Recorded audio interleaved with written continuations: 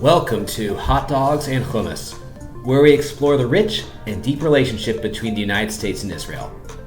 I'm your host, Brian Cooper, an American Jew. I've been to Israel twice, both as a student and as an adult. Hot Dogs and Hummus will explore the shared values, history, and cultural connections that endure between the United States and Israel.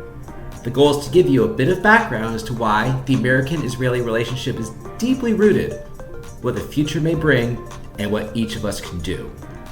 We'll bring multiple perspectives from brilliant guests and share some of my own experience. Part of this experience has been shaped by the October 7th massacre. Since then, Israel has been talked about a lot, and not always accurately. This massacre, which claimed over 1,200 lives and saw 240 people from multiple nationalities taken hostage, deeply affected me and many others. It was the deadliest day for Jews since the Holocaust. Support from friends and strangers was heartening, and this podcast aims to reinforce that support and build it among an interested audience. In February 2024, I traveled to Israel to volunteer, offer my support, and see for myself how Israelis are going about their lives. I came away with a profound respect for Israel's civil society and appreciation for the connections between the United States and Israel. Here in episode 1, we'll start with the first expression of joint American-Israeli values, both countries' foundings and declarations of independence. We'll then talk with Daniel Wolf, an American who has moved to Israel and is raising his kids there. You'll want to stick around for this story. Daniel's a father of 2, married to an Israeli, and he and I go way back with our families being friends. He and I reconnected during my February 2024 visit, and he'll share with us what day-to-day life is in Israel. This might be a good place to pause and talk about where the U.S. and Israel's shared values come into play. According to the Center for Israel Education, the U.S. Declaration of Independence was used as a framework for the small group who wrote the Israeli version in 1948. Both declarations assert independence and the right of the populations to control their own destinies, free from legislative impositions and despotic abuses. Let's take a look at the U.S. Declaration of Independence's aspirations. A famous clause is, "We hold these truths to be self-evident, that all men are created equal, that they are endowed by their Creator with certain unalienable rights, that among these are life, liberty, and the pursuit of happiness." In 1948, the Israeli Declaration built upon this by stating, "Israel will foster the development of the country for the benefit of all its inhabitants. It will be based on freedom, justice, and peace, as envisaged by the prophets of Israel. It will ensure complete equality of social and political rights to all its inhabitants, irrespective of religion, race, or sex. It will guarantee freedom of religion, conscience, language, education, and culture, and it will safeguard holy places of all religions." Pretty profound stuff for 1948. With this, you can see that the basis of the United States and Israel's declarations lay out aspirational statements. Whether they live up to them all the time, that's up for debate. You'll notice within Israel's declaration, there's a mention to protect the political rights of all its inhabitants. While Israel is a Jewish state, it's not an exclusive one. And according to the latest population stats from Israel's Central Bureau of Statistics, there are nearly 10 million Israelis. 73% are Jewish, 21% are Arab, both Christian and Muslim, and 6% are others, including the Druze. Each of these citizens within Israel have voice within the society, participate in the education systems, and rise to position of power and in business. This set up from the nation's founding, basing its origination and the documents on America's democracy, that's really the foundation why America and Israel are so connected. It also helped that 11 minutes after Israel declared its independence, President Harry S. Truman recognized the state, giving Israel its first foreign ally. Before we get to the interview with Daniel, a few terms that will help with the listening. The Shoah is another word for the Holocaust. Aliyah, or making Aliyah, literally translates to rise or going up, and what it practically means is a Jew moving to Israel to build a life there. And finally, Yom HaAtzmaut is Israel's Independence Day, celebrated each year on May 14th. Seems like a good time for our guest to talk about these American Israeli connections. Daniel Wolf, welcome to Hot Dogs and Hummus. Thank you. It's great to be here. Definitely. So, why don't we start? Tell us about yourself and how you ended up in Israel here in 2024. All right. Well, it's a little bit of a long story, but I'll try to keep it as brief as possible. Let's see. I was born in Des Moines, Iowa. I grew up there. Traditional Jewish upbringing. Went to Jewish summer camp. Israel was always something that was kind of like that we talked about, and my family, my father's parents survived the Holocaust, the Shoah, and so I was always kind of in the back of it was always important to us, Israel, and being Jewish, and what does Israel mean? I remember going on the Walk of Israel when we were like 7, 8 years old. I think it was the 40th anniversary of Israel, the 40th Yom Ha'atzmaut. And then I went. The first time I went to Israel was in 1995. I went on like a teen tour, like many other people, like with my synagogue, with USY, and I loved Israel. I never really thought I would live there, but I live here. But I loved it, and then going through my life, I ended up having a trip to Israel in 2009, and it was right after I went on a trip to Poland when I visited it was a kind of like a Shoah Holocaust roots trip, and I went to like Auschwitz and all these other on like a tour. And then I went to Israel a few months later, and it was a time of my life that I needed to change something. I was about 30, and I was living in New York, and I just needed to change something with my life, and I decided to make Aliyah. So I made Aliyah to Israel, and I lived for about almost 2 years in Israel. I met a woman during that time who ended up moving back to the US with me. And then we got married and had two children. And, she always wanted to move back to Israel. She's Israeli. And I was not that interested to move back. I had my business and I was very happy in the US. We lived in Miami the last, 7, 8 years. And then around COVID time, she really, really wanted to go back. We had two children by then. And I still kind of resisted, but I started like listening a little bit more. And then for the next few years, ever since COVID, it was always kind of a topic in the back in our house to go back to Israel. And we had plans to go back actually this summer to go back to Israel of 2024 that we thought we would move here and make Aliyah. And then after the 7th of October, my wife came to me and said, I think we should go like now. And I was like, are you crazy? There's missiles flying, or we're not going to Israel now. And she said, I think we need to go to Israel. And in December of 2023, we moved to Israel, and we have been here ever since. And that's kind of how we ended up here. And actually, now that I have moved back here after all this time, I am very, very happy to be here. And I love being here. And I'm happy to see my kids here. And I think it's an amazing place to raise children. Maybe as crazy as everybody will think this sounds, one of the safest places in the world to raise children because of the community and the Jewish way of life here. That it's like everybody's like almost somehow feels somehow everybody's like related. I mean, even though they're not, but it just feels like your children are very safe here in a way that they aren't in the United States or maybe elsewhere in the world. Very good. Thanks. Really, really appreciate that. So, being an American Jew, born American Jew, it was finding that connection to the history of the Jewish people that connected you to Israel, and meeting a woman who became your wife and mother of your children. That was part of the drawback. And kind of after the 7th of October, kind of that, wow, okay, this is the time where if we're going to make the move, we need to. As an American Jew who's living in Israel, what are some things that you would like to tell Americans who aren't Jewish, who are generally supportive of Israel, what it's really like?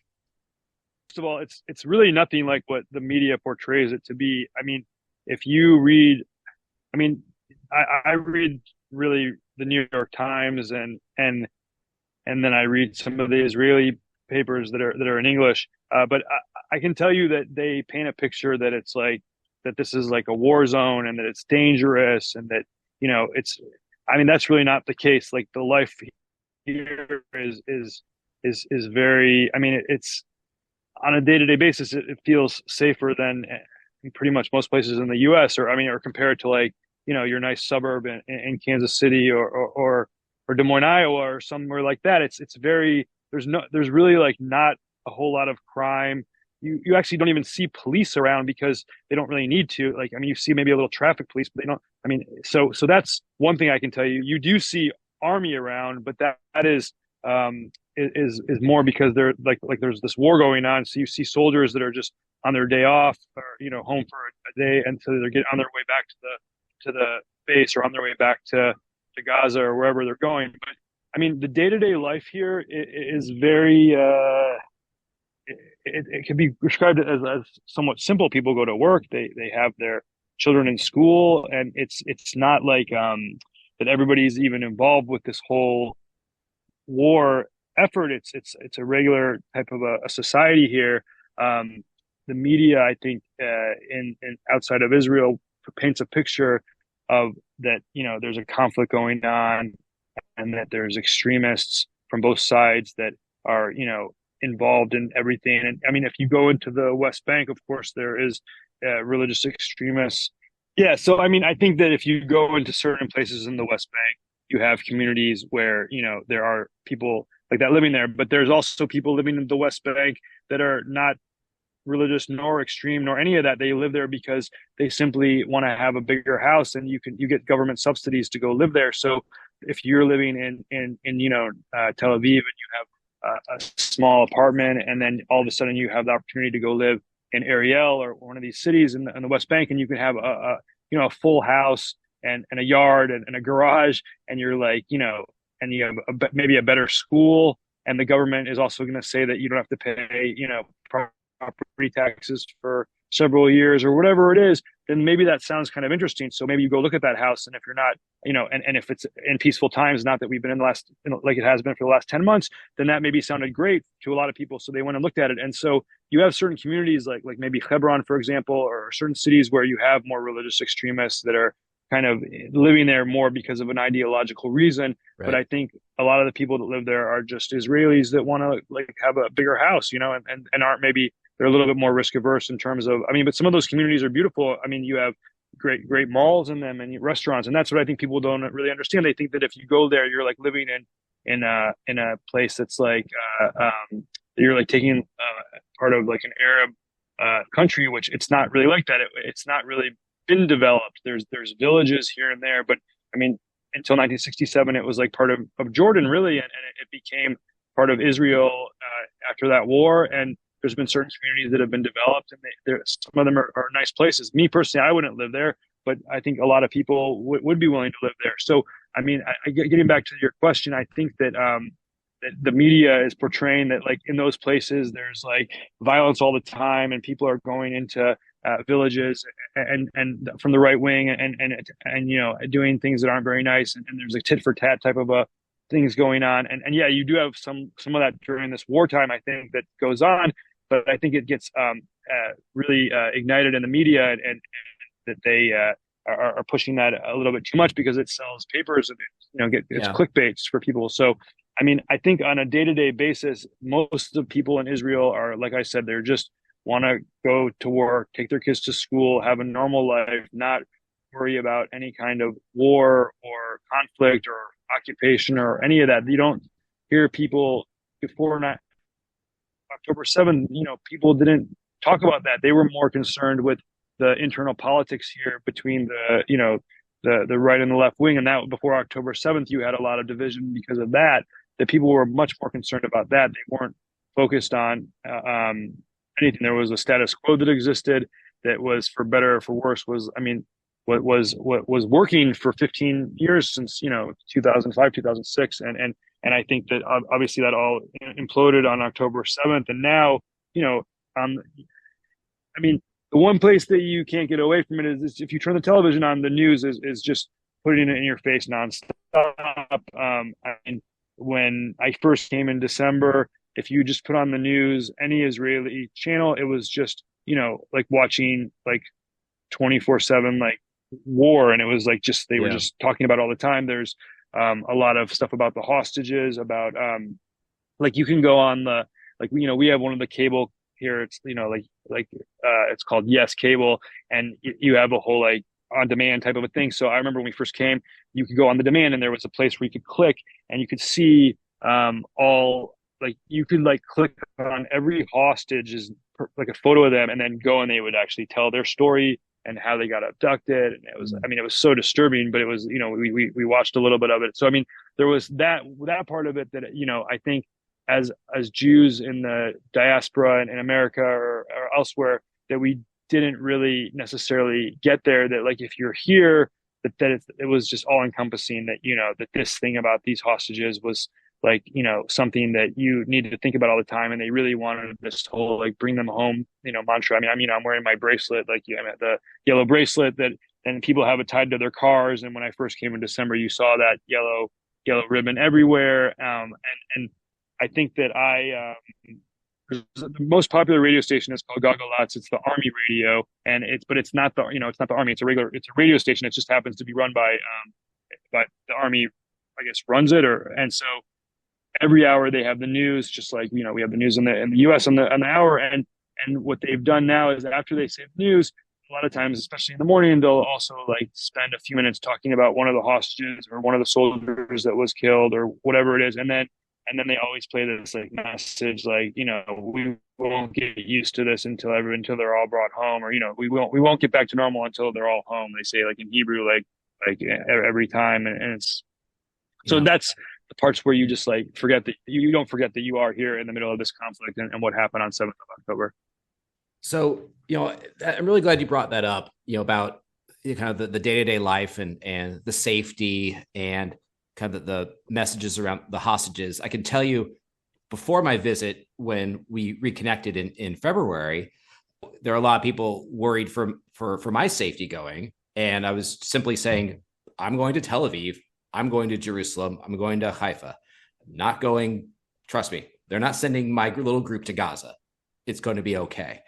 And, right. I think it took until I was there to understand what you had just mentioned about the community and the sense of bring them home at that time in February was a real sense of unity. At the same time, if you didn't know what was going on, life was continuing. The jazz clubs were full in Tel Aviv.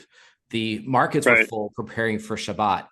And I took away from that visit just and sitting with you in the cafe in Rahamat HaSharon on the last evening, just sitting there thinking like people are living, they are in grieving and they are in shock and they want the people home and they want this war to end, but that life is continued to be living. And I just found that to be admirable and something about Israeli society that I think a lot of Americans can admire.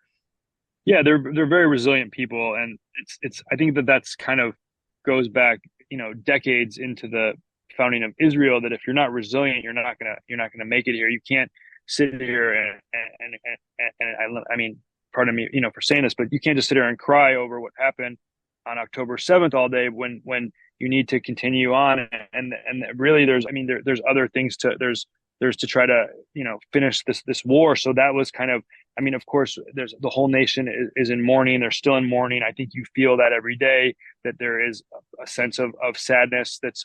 So you feel that from different people, that there's people that are just bummed out. Or when I first came, I would just see people crying. Sometimes see people like if you were like in a hospital, like in the middle, sometimes you just happen to be in certain places, or like in an airport where people are saying bye, or in a hospital, like you would, but we would just see that on the street. I would see people like embracing and crying or looking sad because it's such a small country that when there's 1,000 people killed in one day and 150 or whatever 250 people taken hostage, and then all the soldiers that had to go, 300,000 soldiers that were called up. I think everybody in the country knows somebody that knows somebody that was definitely impacted by the 7th of October. So, there is that whole sense of sadness. But then on the other hand, you have everybody, like you said, going through their life, going to work, getting ready for Shabbat, going to the markets on Friday and getting there, getting food and going on with life, and not sitting here and crying over spilled milk and trying to be sad for the next 10 years, because that's how, it could take years to pull out of this whole crisis. But I think that if the Israeli society, would just sit here and be somber and cry, then they never would have survived. They wouldn't have survived any of the wars that they've been through. They never would have been able to found the country in 1948, and they never would have been able to get through the 80s and 90s when there was like, a different kind of situation here security wise than what you have had the last 15 years. And so I think now it's just trying to get back at their eye back. I talked to a friend of mine earlier that was like, on October 7th, I mean, there was the lion of Israel. It was sleeping, and that lion was woken up big time on October 7th, and now, like, nobody's scared anymore. Like, and they weren't scared before October 7th, but they were just not really paying attention. And so on October 7th, everybody got just kind of woke up, and now their eye is on the ball. And you can talk about the government, you can talk about the army, you can talk about a lot of, there's a lot of people that you can criticize here. But on the other hand, if you think about what they've been able to accomplish, and the fact that they have rescued some of the hostages, they have seemed to be winning the war, a sign of how incredibly resilient the society is here and how different it is from anywhere else in the world. And I've heard comparisons to like 9/11, and if you would like take the numbers and make them into like the US numbers, like what would have happened if 9/11 would have been like that in the US, like that much bigger proportionally and per capita, and what would the US have done and how would they have reacted. And so, I mean, I think Israel has been incredibly, like I said, resilient, but also what's the word? It's not restrained, but just some people think they haven't gone far enough. Let me put it calibrated. That way. Yeah, I think calibrated. Yeah, exactly. And I think that makes another connection between the United States and Israel through history. The 7th of October has been known as like you said, the Jewish 9/11 or Israel's 9/11. And I think when it comes to the relationship between the United States and Israel, when President Biden came over to Israel in October, he especially used the template of you're feeling like what we felt the first week after September 11th. And that anger is raw and is real. And also kind of a cautionary note, don't make the mistakes we did. I think the cooperation between the United States and Israel, the relationship it's a very friendly relationship, but also that one that's not without disagreements. And it's a shame when they spill out into public. Today, right. The 5th of August, U.S. military central command is in the equivalent of in Israel's Pentagon, the Kiryat, right today. Yeah. So I think that speaks to the depth of the connections, and right. not only at a personal level like you've had, but also at a national level. Shifting to the lighter side, like what is something that you realized you went to Israel your first time or now that like, okay, I'm in Israeli now. How's it different than being in the US? Like culturally or I mean culturally, like where you're yelled at and at a store and like, whatever. Because customers don't get yelled at in the United States usually by okay. Just an example, like something like, okay, this is Israeli now. I'm not in Des Moines or I'm not in Miami.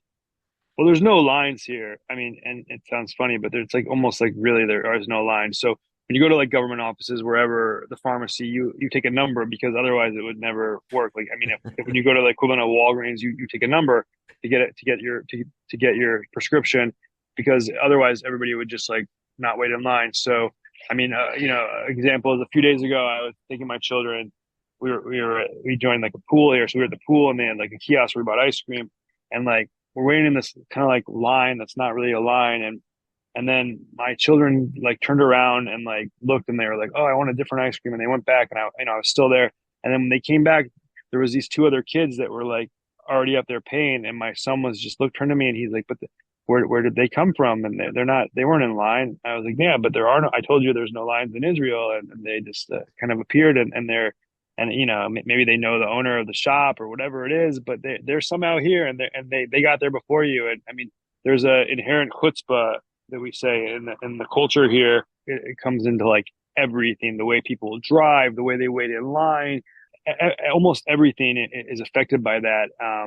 When you rent an apartment, when you get in an elevator and you like try to let the other person go in before you, it's almost like, is that really the right thing to do, or are you being like, I mean, well, okay, there's a word in Hebrew called flyer, which means like sucker.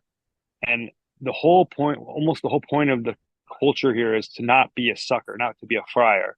So like when you go so the thing with the elevator, like if you let the other person go first, then are you being a friar by letting them go first, or are they the friar because they went first and they let them go first? And so that's kind of like a weird way to look at it. But so that kind of So like in the that American, little oh, please go ahead. That's like could be seen as a rude gesture or you think you're going to get one up on someone.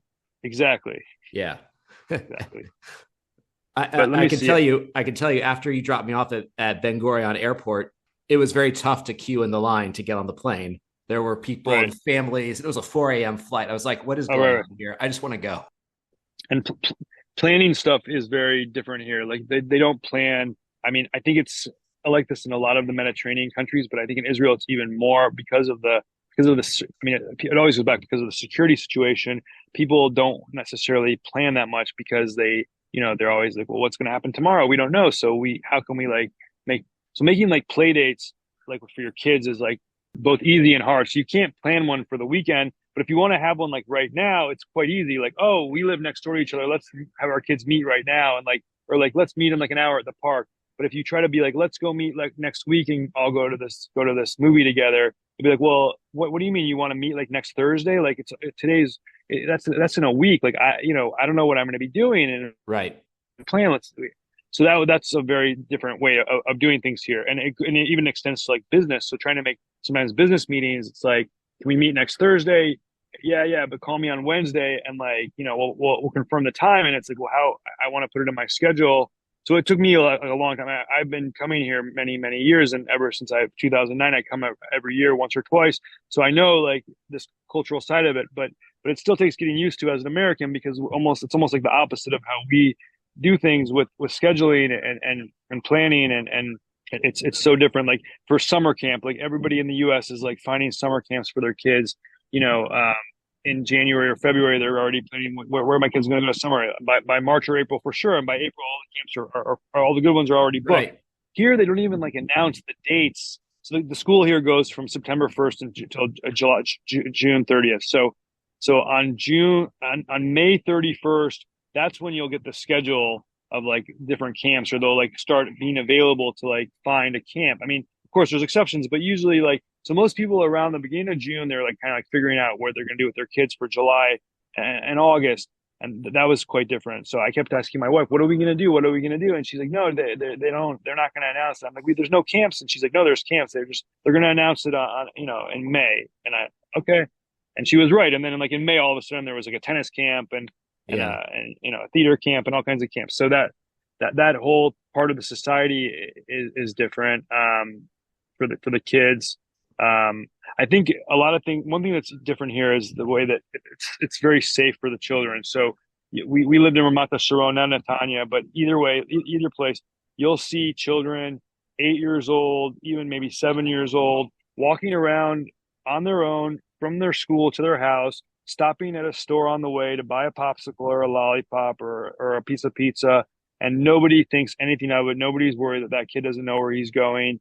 The children are walking to play dates. They're going from school to their grandma's after school and walking there on their own. And our older son is both of our kids are in elementary school, and our older son is 10 now, and we had a hard time. We still have not really let him do that on his own because we still aren't used to it. Even because in the U.S. we just didn't do it. In Miami Beach, we wouldn't let our kids walk around Right. alone, even in the daytime. And here it's totally normal. So it's very safe for the children, and I think you'll see that even in the big cities in Tel Aviv, and that you'll see children taking a public bus across town to go to a after school class, and nobody's really worried. And because I think that goes back to that thing that I said at the beginning, where everybody's kind of like family here. You always feel so child on that bus alone, if he has something that if somebody sees him crying or somebody sees him distressed, they're not just going to ignore him. Somebody's going to go up and see what's going on and find out and try to help him or let them use his phone. And it's very much a hands-on society where I think like a loving society, I guess I would say also. Well, very good. Well, Daniel, you've told us great story of how you ended up in Israel, the background, and some of the connections between the United States and Israel, some of the differences. And I think it's really told our audience really what day-to-day life is like in Israel. And we appreciate you sharing this story with us. And thanks for your time today.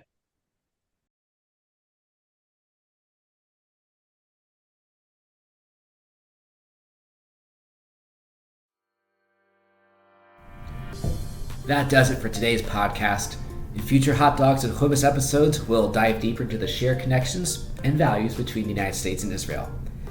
This podcast is new and your comments are most welcome. Follow us on Instagram at Hot Dogs and Hummus. Leave us a message about what you thought and what you'd like to see. Also, great to have you subscribe on Apple Podcasts. We'll see you next time.